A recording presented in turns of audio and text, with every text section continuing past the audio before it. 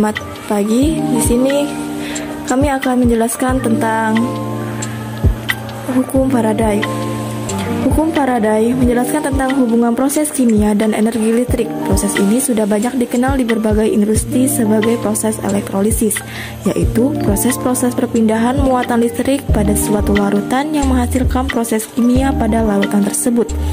Adapun tujuan pembahasan yaitu mengetahui pengertian dan bunyi hukum Faraday, mengetahui akibat yang ditimbulkan oleh medan magnet berdasarkan hukum Faraday, dan memahami penerapan teori hukum Faraday terhadap mesin-mesin listrik. Baik, di sini ada rumusnya yaitu W sama dengan E kali F, dengan W massa zat hasil elektrolisis dan F berat ekuivalen zat hasil elektrolisis, sedangkan F jumlah arus listrik dalam satuan Faraday. Baik, dapat dilihat gambar mekanisme hukum Faraday dalam elektrolisis.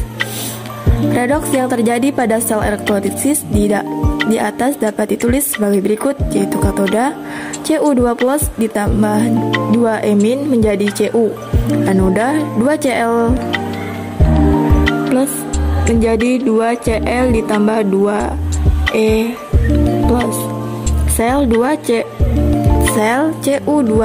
ditambah 2Cl- menjadi Cu ditambah Cl2, atau CuCl2 menjadi Cu ditambah Cl2. GGL induksi hukum Faraday. Hukum Faraday dalam konteks medan, kita dapat mengatakan bahwa sebuah medan magnet yang berubah terhadap waktu akan menghasilkan sebuah gaya gerak listrik atau GGL yang pada gilirannya akan mengakibatkan arus jika terdapat sebuah rangkaian tertutup yang memadai.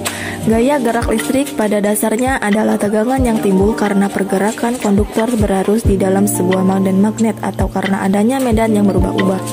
Hukum Faraday yang berbunyi GGL induksi yang timbul antara ujung-ujung suatu loop penghantar berbanding lurus dengan laju perubahan puls magnetik yang dilingkupi oleh loop penghantar tersebut.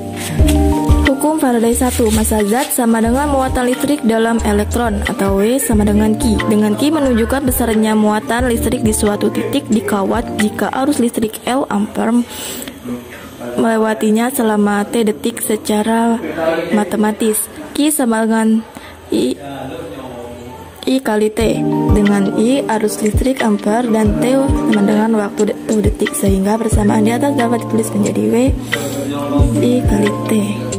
Hukum Faraday 2, massa zat yang dihasilkan pada elektrode berbanding lurus dengan massa ekivalen zat. Di dalam hukum Faraday 2 dinyatakan bahwa massa yang dihasilkan pada elektrode berbanding lurus dengan massa ekivalen zat. Dapat dilihat massa zat sama dengan massa ekivalen zat, atau W sama dengan ME, yaitu M besar E besar. Massa ekivalen zat adalah massa atom relatif atau AR dibagi dengan perubahan bilangan oksidasinya atau muatan ionnya, yaitu Me sama dengan AR atau bilox atau muatan ion. Penerapan GGL induksi hukum Faraday pada dinamo. Dapat dilihat gambar A bagan dinamo AC dan B bagan dinamo DC. Makin besar pula GGL induksi dan arus listrik yang dihasilkan jika dihubungkan dengan lampu, nyala lampu makin terang.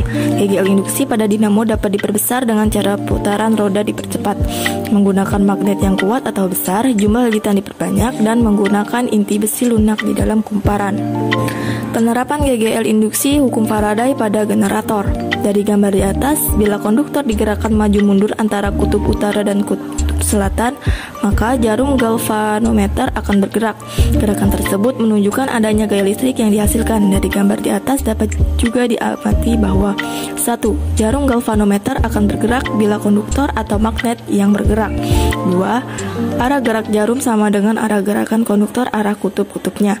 3. Besarnya penyimpangan jarum akan sebanding dengan kecepatan potong. Dan 4. Jarum tidak akan bergerak bila gerakan dihentikan. Baik, sekian itulah pembahasan materi hukum Faraday dari kami. Terima kasih. Selamat pagi.